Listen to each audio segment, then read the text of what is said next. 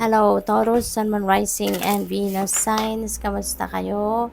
Sana po nasa mabuti kayong kalagayan. Welcome back po sa Star Tarot. Kung bago kayo rito, welcome din kayo. Thank you sa inyong support. I truly appreciate it. God bless you all. Taurus, po na mensahe po ninyo ay energy. Ayan. So, this is parang an extra spiritual power na meron kayo sa ngayon na binibigay sa inyo ang universe, no? Nasa kamay ninyo ngayon ang kapangyarihan to manifest whatever it is that you want to manifest in your life. Parang ganon.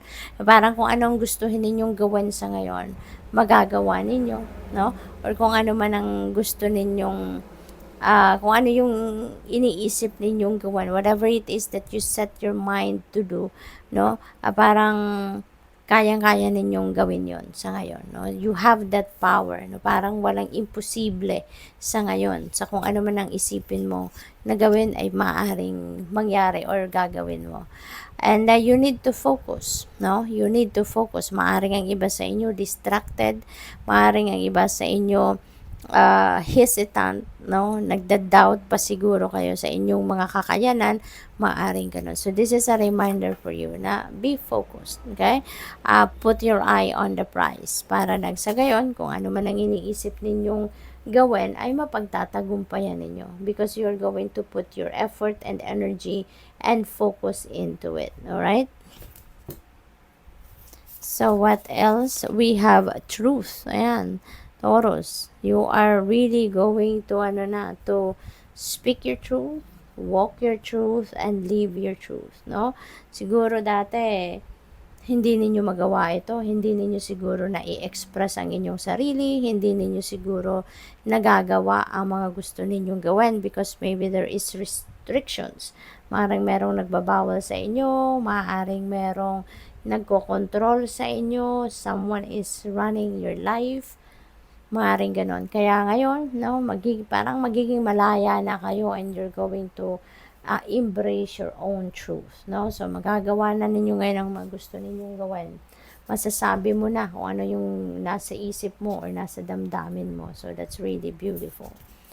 We have change. Ayan, eto na. Magbabago na talaga ang inyong sitwasyon. You are going to embrace change na sa ngayon at magsisimula yan sa sarili ninyo, no? Eto na yon. Magiging totoo na kayo sa sarili ninyo. You are going to be true to yourself. At magpapakatotoo na kayo sa inyong sarili sa ngayon, ano? Kung ano yung nasa loob ninyo, nasa isip ninyo, malaya na kayong sabihin yan, malaya na kayong gawin, ano, at siguro kumbaga you're reclaiming your power sa ngayon over yourself. Kaya magagawa nyo ng maging malayang mag-express ng sarili ninyo in any way. What else? We have angel number 0303. Yan, taking chances. Kayo ngayon, susubok kayo ngayon ng mga bagay na bago para sa'yo, no? Kahit hindi ninyo sigurado kung anong meron doon sa journey na yon, handa na kayong mag-take risk. There is success, no? May promise of success din dito para sa inyo, Taurus. There is knowledge that you are also going to gain. There's friendship na maaring mabubuo sa ngayon. When chances are present themselves, seize them and do something out of the ordinary. Whether in your professional or personal life, you will find success by welcoming creative impulses and having faith in your abilities. Trust in chance and take risk on opportunities that could change your life for the better. Napakaganda, no? Napakaganda. We have angel number 1144. There is divine intervention happening dito, no? The divine is going to intervene in your circumstances. So, maaring merong mga pagbabago dito na hindi ninyo inaasahan, mga pagbabagong hindi ito galing sa'yo, hindi mo to initiative, no? There may be prosperity coming your way. Napakaganda. Big ventures also may come your way. May mga mangyayari dito na they are They are fated events, no? Talagang nakatakdang mangyari yan. It's divine timing, no? Divine timing has come para sa mga bagay na ito at ito ay mangyayari ano man ang gusto mo man or hindi. Ito ay mangyayari. Sabi dito, love or other happiness lurks just around the corner. It will be something much better than in your wildest dreams. A rare opportunity, an exciting encounter with like-minded people will exceed your expectations. 777, napakaganda Taurus, this is good luck. Napakaswerte ninyo sa ngayon, lalong-lalo na pagdating sa pera. There may be contentment na finally mararamdaman nyo na, mararanasan nyo na. Prosperity and abundance talagang paparating, so magiging masagana kayo ngayon pagdating sa pera, maswerte kayo ngayon sa pera. This message is most likely to reach you during intense uncertainty. You'll come out winning from everything that may come your way.